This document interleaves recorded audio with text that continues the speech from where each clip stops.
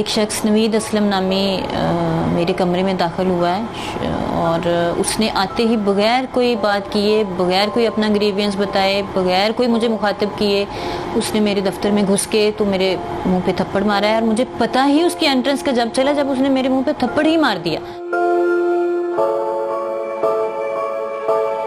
फिर उसके बाद उसने मुझे बाजू से पकड़ा है, मुझे घसीटा है और मुझे धमकियां देना शुरू कर दी कि मैं तुम्हें जान से मार दूंगा, मैं देख लेता हूं।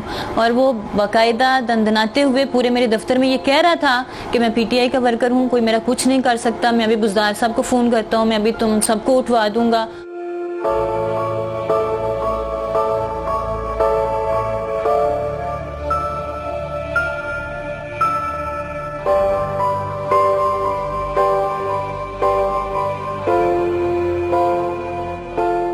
एफआईआर तो मेरी ही मुद्दत में दर्ज हुई है, लेकिन मैं वहाँ पीटती रही, मैं रोती रही कि मुझे मारने की कोशिश की है इसने, ये मुझे जान से मारने की धमकी दी है, उसके पास असला भी था।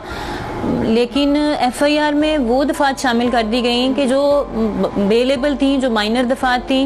और एक दिन में सिर्फ जो है ना उसने अपनी बेल करा ली है, सिर्फ अपना पॉलिटिकल इन्फ्लुएंस उसने इस्तेमाल किया है। अभी चंद दिन पहले ये जो मोटरवे वाकया पेश आया उसमें सारा पाकिस्तान ये कह रहा था खातून क्यों, और स्पेशली सीसीपीओ साहब ये कह रहे थे कि खातून क्यों रात को घर से निकली, वो क्यों किसी मर्द को लेकर नहीं गई, उसने क्यों सुनसान रास्ता इख्तियार किया।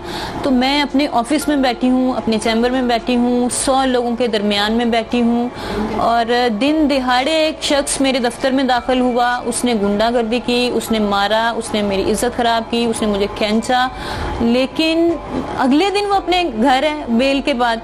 तो मैं बिल्कुल ऐसा नहीं समझती कि इस मुल्क में कोई खातून, चाहे वो अपने घर में है, चाहे वो अपने ऑफिस में है, चाहे वो सड़क पे है, बिल्कुल यहाँ कोई खातून महफूज नहीं है।